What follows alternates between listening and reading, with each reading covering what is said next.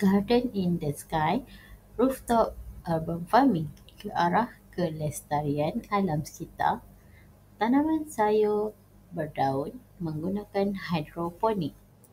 Tanaman sayur berdaun menggunakan hidroponik.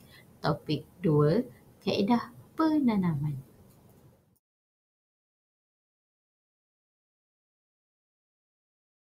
Langkah-langkah penanaman.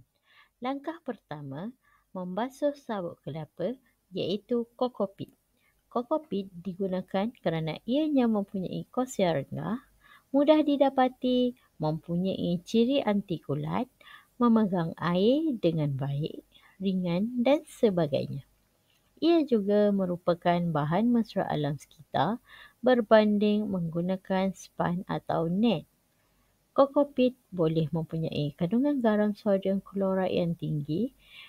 Ianya boleh menyebabkan pelbagai masalah untuk tanaman seperti membantutkan pertumbuhan dan menjejaskan kesihatan pokok. Langkah-langkah penanaman. Pertama, basuh sabut kelapa iaitu kokopit. Kokopit boleh mempunyai kandungan garam sodium klorat yang tinggi.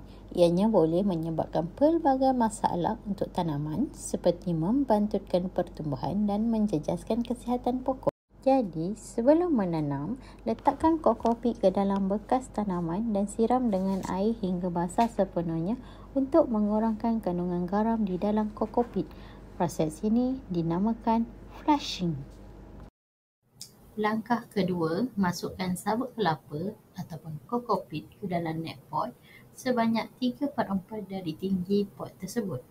Mampatkan sabut kelapa bagi mengelakkan arus air di dalam hidroponik membawa media kokopit semasa proses pengairan.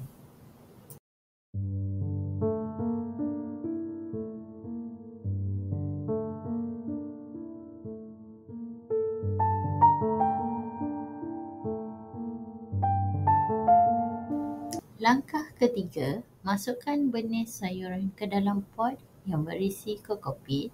Benih yang diisi tidak boleh terlalu banyak untuk mengelakkan kepadatan pokok berlaku.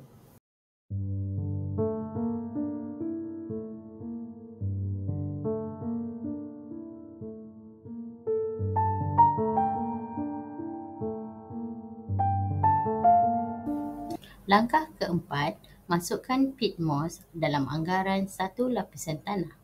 Setelah selesai, letakkan pot ke tempat hidroponik.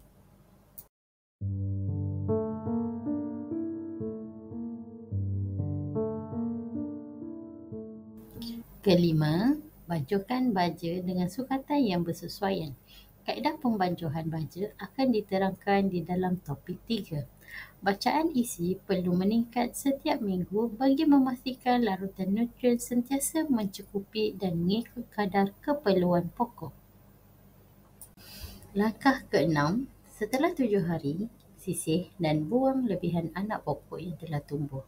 Tinggalkan 1 hingga 2 pokok yang paling sihat di setiap pot bagi mengurangkan persaingan antara pokok.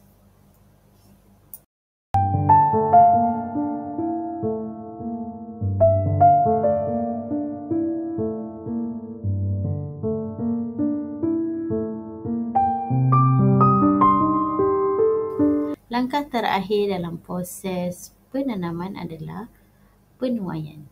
Sayur akan dituai apabila sudah matang. Dalam anggaran masa tuaian adalah 3 hingga 4 minggu bergantung kepada jenis-jenis sayur.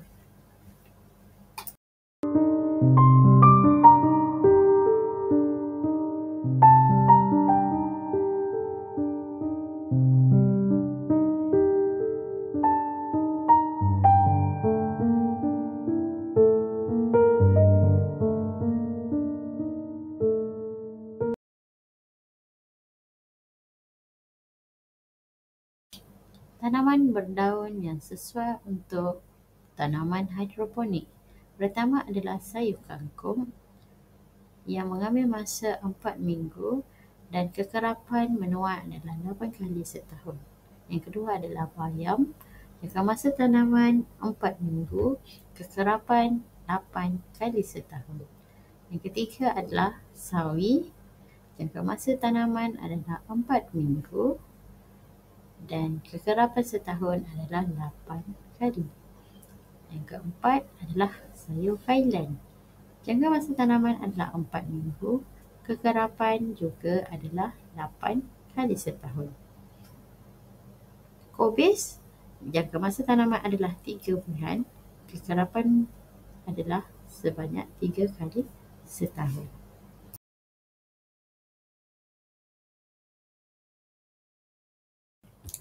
Jenis media yang bersesuaian untuk tanaman hidroponik.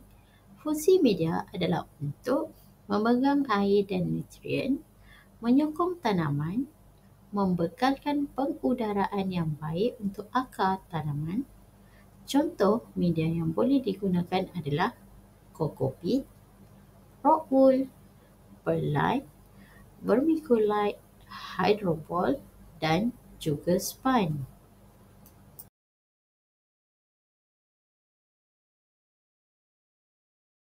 Tips penjagaan pokok. Pertama, pastikan larutan nutrien sentiasa mencukupi dan mengikut kadar keperluan pokok. Sekiranya pokok kekurangan nutrien, ia akan menyebabkan pokok menjadi layu dan berwarna kuning. Kedua, pastikan pokok bebas dari serangga perosak dan jika perlu, gunakan kawalan serangga organik untuk menghalau serangga perosak.